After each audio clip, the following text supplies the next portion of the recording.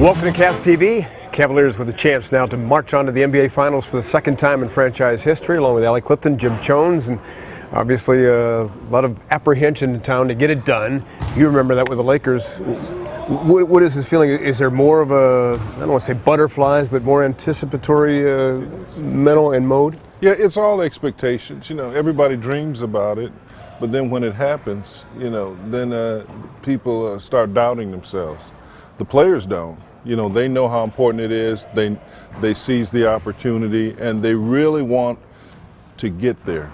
And when you're up 3-0 and not 3-3, you know, it becomes a little more accessible. It becomes more believable. I've been getting calls from people, Fred, that I haven't talked to in 3. Allie, I didn't even know I had them on my phone. They're calling not for tickets, but they're well-wishing us. You know, they're wishing us that opportunity of just getting there. For a fan, just getting there is unbelievable. Yeah, I don't think there's any doubt around the country that the Cavaliers have gained a legion of fans. Coach Blatt talks about 5 million in Israel. Certainly rooting the Cavs on. Allie, you've covered the Atlanta Hawks in this series quite a bit. What's their thought? I mean, they have nothing to lose right now being down 3-0. You know, being in shoot-around this morning, you would never guess that they were down 3-0. And DeMarre Carroll, he's always good for a nice soundbite. And this morning he said it was tough to go out of Game 3 knowing we didn't have Al. But the way that they fought back, they started the game and finished that game, gives them enough confidence to come in here and feel like they can steal a win on the Cavs home court and send it back to Atlanta. You know, he said it's a confident group, the mood is high, the vibes are good, and Al Horford spoke this morning too, saying, you know, we're excited to play again and an opportunity to get out there and prove why we are the #1 seed in this whole thing. Yeah, they have to feel that way. As for the Cavs, how do they feel? Well, pretty natural. Just play it as you played the last few games, first 3 wins. You know, you don't add too much more pressure to it. You just go out, you trust what you've been doing over the first 3 wins, and you apply it to the 4th one. Come out and play, you know, our brand of basketball. Right from the gate, throw the first punch. Don't, you know, even though we're up 3-0, don't come in relaxed and think it's over. It's not over. You know, there's teams that never quit. This is a team that I know their coach is going to preach to them. You know, come in and just play. Just go out there and play and leave it all on the line. So, you know, with a team like that, they could come in and make a couple shots. We can't be worried about that. We just got to keep playing, play physical, and just play our style of basketball. Jimmy, to have that killer mentality, though, to be able to not say, well, we've got some extra games to fall back upon. Where does that come from? Coaches aren't saying that, and neither are players. Fans are saying that because they want to protect their own expectations. But what it is, man, you want to end this thing.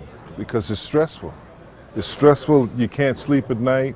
You're tired. You go home. You wake up. Allie, you play the same thing in college, and you play in big conference games. Hey, Fred, 3 in the morning, you're wide awake. You know, you can't sleep, and you know what you're supposed to do. The game can't come quickly enough. The biggest advantage we have is that we probably have, before he's done, we have the greatest player of the 21st century. LeBron James is on his way, Fred, to a triple-double series. Crazy. Oscar Robertson stuff, Magic Johnson stuff. Yeah, I mean, to be able to do that and to watch it, you know, we want to soak in and chronicle every moment because who knows when we'll see it again. And, you know, you speak of that exhaustion. Fred, you and I, we had a chance to talk to LeBron before he spoke to the media yesterday, and we saw him fall to the ground when that game was over after a triple-double. And he tells us he couldn't even sleep at night because of the round of the clock treatment that he's getting, but also there's just so much on his mind and so much that he wants to do for this team and lead this team. And you speak of him being the greatest of this 21st century, and it's in so many different facets, so many different ways. And the incredible aspect of this, 1 win away from getting to the NBA Finals for the 5th time in a row. And other generations of championship teams who have made runs, they all talk about, after the Detroit Pistons, for example, people watch the Bad Boy special, 3 years in a row, they were spent, absolutely spent. And this guy is about to do it 5 years in a row and wants more and more and more. Yeah, he's so unique because he's doing some things that no other player has done since Magic and Oscar. He's not only scoring, Fred, but he truly is making his teammates better. Just to give you an example, he had 13 assists in the 3rd game.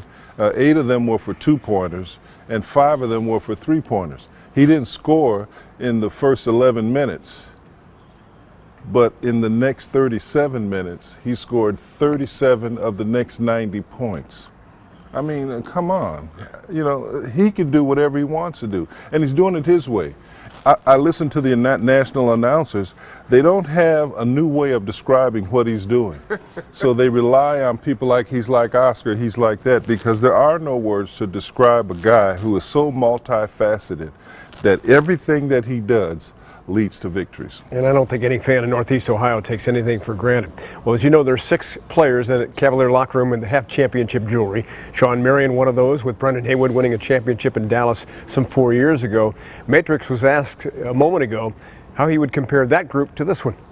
I think it's a special group. You know, I think every team is different, and different makeups, different builds and stuff. But I'll tell you this, we're doing some special things on that floor right now.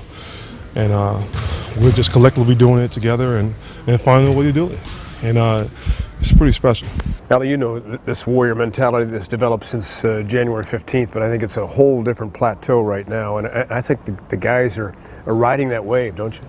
Oh, absolutely. And I think it's interesting that people are still talking and wanting to compare the East versus the West. Right now, you've got a team inside that Cavalier locker room that refuses to lose. It's not about comparing conferences.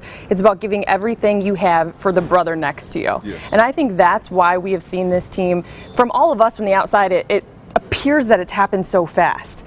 But as these guys will tell you, it's come along since day one. And then January came around, and this new team came around, and it's just continued to build more and more. And when you've got a mentality inside of a locker room where they're all focused on one goal, yes, and that's it, I mean, as Iman Shumpert said, there's no challenge right now too big for this team. And can you imagine how it's going to develop in 2016, 2017, as this thing really takes legs, as we saw with the Heat in that group? You know, the core group stayed together, and the bond and the demand of excellence, it just soars through the roof. Yeah, it really does, but it all starts with defense.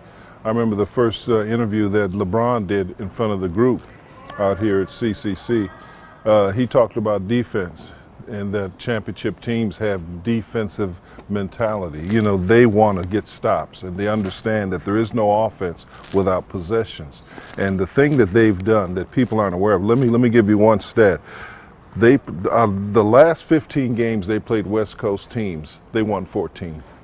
Yep. Now, I know the playoffs are different, but our style of play and the way we play is more of a West Coast style than anything. You know, it's spacing the floor, it's being agile, but we also can play the physical game because of what we call the new additions, Shumpert, JR, and of course Mozgov. What I'm saying is this, is that each game and each round, all of us have seen them get better. They've gotten better every game. Sure. They've played everybody else's style and beat them. And when closing time came, they always played their game. They picked up the pace, remember that? Mm-hmm. And they started blowing teams away. And I expect the same thing in the next game. It's what they're doing to the Hawks right now, because if you listen to those guys, they keep saying, we got to get back to Hawks basketball. Mm-hmm. We got to get back to playing unselfish, high-character basketball, because right now, exactly. Yeah. Mm-hmm. And that's what great stuff, defense is all about. Obviously, as we know, 51 years, of course, since a championship trophy has been hoisted in our town. But everybody in that Cavalier locker room knows what it would mean to you, the fan, to have a parade. The fans here, they're here every day. Win, lose, or draw, they're here every day. And the ultimate reward would be to get them a championship. And so when you know that the fans will show up for you regardless if you're winning or losing, you know that that they love you, that there's sincere love. And that's when you thrive your best. So that's why we're out here pushing, trying to win one more game to get us one step closer to achieving that goal. Definitely, for me, it's motivation just to come in every day and work hard just to, help put our team in position where we can, bring something very promising back to Northeast Ohio. They've gone through, tough times, ups and downs, whether it's the Indians, the Browns, the Cavs. It'd definitely be a good feeling to, win tomorrow and be, just that much closer to, our goal for the season.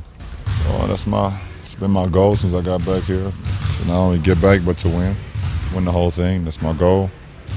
It's part of my drive, and it's what it's about. And obviously, we got an opportunity to go back to a place where we haven't been in a while.